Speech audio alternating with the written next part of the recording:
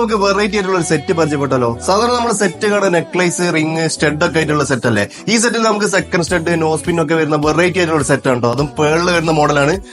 ഈ മോഡൽസ് ഒക്കെ നോക്കിയേ, നമുക്ക് വളരെ ലൈറ്റ് വെയിറ്റിൽ 22 കാരറ്റിൽ വരുന്നതാണ് കേട്ടോ. ഈ നെക്ലേസ് വരുന്നത് ഒരു 3.5 ഗ്രാമാണ്.